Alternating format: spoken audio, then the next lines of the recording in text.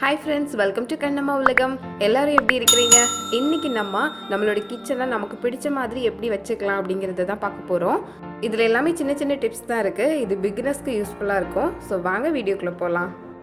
நம்ம வீட்டு கிச்சன் பார்க்கும்போது ரொம்ப அழகாக தெரியணும் அப்படின்னா அதுக்காக நம்ம சில விஷயங்கள் பண்ணணும். நம்ம கிச்சனில் பொருள்லாம் போட்டு வைக்கிறதுக்கு நிறைய பாக்ஸ் வாங்கி வச்சுருப்போம். இந்த பாக்ஸ் ஒரே மாதிரியாக இருந்ததுன்னா பார்க்குறதுக்கு ரொம்ப அழகாக இருக்கும். அதாவது ஒரே சைஸில் இருக்கிறது, ஒரே கலரில் இருக்கிறது, இந்த மாதிரி இருக்கும்போது பார்க்குறதுக்கு ரொம்ப நீட்டாக இருக்கும்.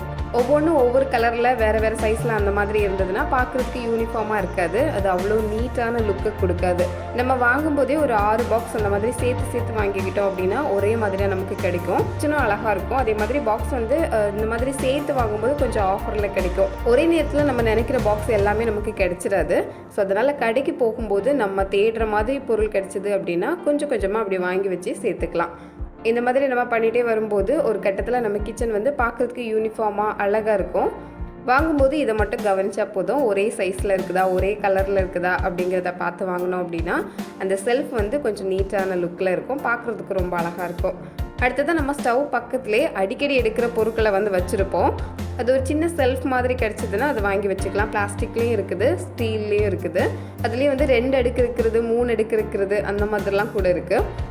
எங்கள் வீட்டில் நான் மரத்தில் யூஸ் பண்ணுற இந்த சின்ன பலகையை தான் வச்சுருக்கிறேன்.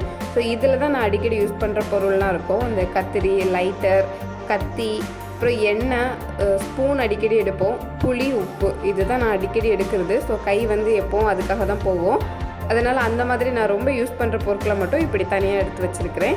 இது ஒவ்வொருத்தருக்கும் ஒவ்வொரு மாதிரி இருக்கும். சில பேருக்கு மசாலா ஐட்டங்கள் தான் அடிக்கடி தேவைப்படும். சில பேருக்கு சர்க்கரை, டீ தூள், இந்த மாதிரி விஷயங்கள் தேவைப்படும். நீங்கள் எதை அதிகமாக யூஸ் பண்ணுறீங்களோ அதை உங்களுக்கு கைக்கு ஏற்ற தூரத்தில் இந்த மாதிரி ஒரு செல்ஃப் போட்டு வச்சுக்கோங்க. இது யூஸ் பண்ணுறதுக்கு ரொம்ப நல்லாயிருக்கும். நம்மளோட வேலையுமே குறைக்கும். ஏன்னா நம்ம பொருட்களெல்லாம் இந்த மாதிரி தேட வேண்டாம். அந்த கத்திரி, லைட்டர்லாம் தேடிட்டு இருக்க வேண்டாம். இந்த மாதிரி ஒரு பக்கமாக போட்டு வச்சிட்டோம் அப்படின்னா நமக்கு அதுவே போதும்.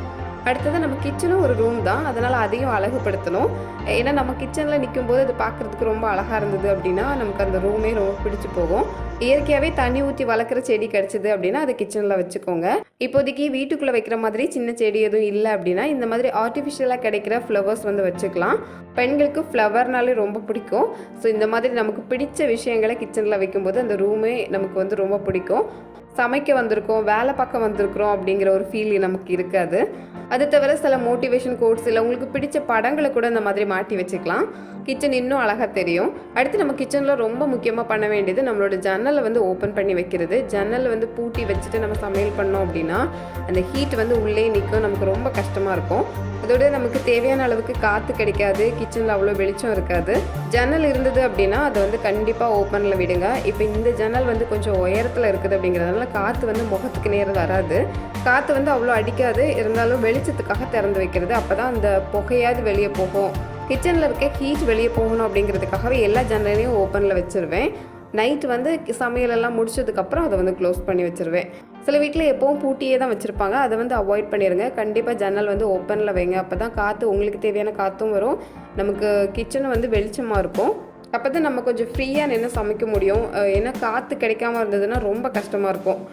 அடுத்து கிச்சனில் நிறைய இடம் இல்லை அப்படின்னா நம்ம தொங்க போடுற மாதிரி பாத்திரங்கள் நம்மக்கிட்ட இருந்ததுன்னா அது இந்த மாதிரி தொங்க போட்டுக்கலாம்.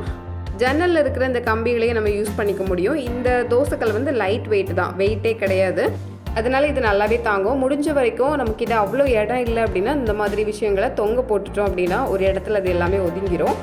இடம் இல்லை அப்படின்னு நம்ம யோசிக்க வேண்டாம். அதுக்கப்புறம் இந்த மாதிரி தனியாக எஸ் ஹூக் கிடைக்குது. இந்த மாதிரி எஸ் ஹூக் கிடைச்சதுன்னா இதை ஜன்னலில் கொளுத்தி விட்டுக்கலாம். நம்ம அது மூலமாக நம்ம வெயிட் கம்மியாக இருக்கிற பொருட்களை இந்த மாதிரி போட்டுக்கலாம். அந்த எஸ் ஹூக்கே நல்லா ஸ்ட்ராங்காக இருந்தது அப்படின்னா நல்ல வெயிட்டான பொருட்களையும் போட்டு வச்சுக்கலாம்.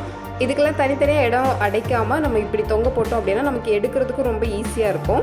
அதே மாதிரி ஒரே பக்கமாக ஒதுங்கிறதுனால இந்த மாதிரி தொங்குற பாத்திரங்கள் எல்லாம் இதில் தான் இருக்கும் அப்படிங்கிறத நம்மளே நல்லா ஈஸியாக புரிஞ்சுக்கலாம். கிச்சனும் ரொம்ப குழப்பம் இல்லாமல் இருக்கும். அடுத்து கிச்சனில் போதுமான காற்று இல்லை அப்படின்னா கண்டிப்பாக ஒரு ஃபேன் கிச்சனில் போட்டுக்கோங்க. ஏன்னா இந்த சமையல் ரூம் அப்படிங்கிறது நமக்கு ஒரு வேலை பார்க்குற இடமா நமக்கு தோணக்கூடாது. சமையல் பண்ணும்போது, பாத்திரம் கழுவும் போதெல்லாம் தலையெல்லாம் ரொம்ப வேர்க்கும். இப்போ கிச்சனில் போதுமான அளவுக்கு காற்று இல்லை அப்படின்னா தலை நல்லா வேர்த்து அதிலே கூட முடி கொட்டும். அதனால் நம்மளோட வசதிக்காக தான் நம்ம வீட்டில் எல்லாம் பண்ணிக்கிறோம். இந்த மாதிரி எக்ஸ்ட்ரா ஃபேன் இருந்தது அப்படின்னா கண்டிப்பாக கிச்சனில் எடுத்து வச்சுக்கோங்க. நீங்கள் பாத்திரம் கழுவுற ஒரு 10 நிமிஷம் கூட நல்லா ஃப்ரீயாக நீங்கள் பாத்திரம் கழுவலாம். ஏன்னா காற்று இல்லாமல் ஒரு இடத்துல நிற்கிறது ரொம்ப கஷ்டமானது தான். அடுத்து நம்ம கிச்சனில் ரொம்ப நேரம் நிற்கிறோம். கிச்சனில் சமையல் வேலை மட்டும் கிடையாது. பாத்திரம் கழுவுறது, அது கழுவுனது எல்லாத்தையும் திரும்ப அடுக்கி வைக்கிறது அப்படின்னு இன்னும் நிறைய வேலைகள் இருக்குது. இப்போ ஒரே நேரத்தில் நம்ம காலை நேர சமையல், மதிய சமையல் இதெல்லாம் செய்யும்போது 1.5 மணி நேரம் கிட்ட ஒரே இடத்துல நம்ம நிற்கிறோம். அப்படி நிற்கும்போது அந்த இடத்துல வந்து மேட்ச் போடாமல் நின்னோம் அப்படின்னா கால் ரொம்ப வலிக்கும். மேட்ச் போட்டு அதில் நின்று பாருங்கள், கால்வலி ரொம்பவே குறையும். இதனால் பாத்திரம் கழுவுற இடத்துல, ஸ்டவ்வுக்கு பக்கத்தில் இதிலலாம் போட்டு வச்சுக்கோங்க. எப்போவும் மேட்ச் மேலே நின்னே பழகிக்கோங்க. அதனால் நம்மளுடைய கால்வலி கொஞ்சம் குறையும். இந்த வேலை ரொம்ப கஷ்டமாக தெரியாது. இதையும் ட்ரை பண்ணி பாருங்கள். ஓகே ஃப்ரெண்ட்ஸ், இந்த வீடியோ வழியாக நம்மளோட கிச்சனை எப்படி நமக்கு பிடிச்ச மாதிரி நம்ம கொஞ்சம் செட் பண்ணி வச்சுக்கலாம் அப்படிங்கிறத தான் பார்த்தோம். வீடியோ பிடிச்சிருந்தால் லைக் பண்ணுங்கள். மறக்காமல் உங்கள் ஃப்ரெண்ட்ஸ் கூட ஷேர் பண்ணிக்கோங்க.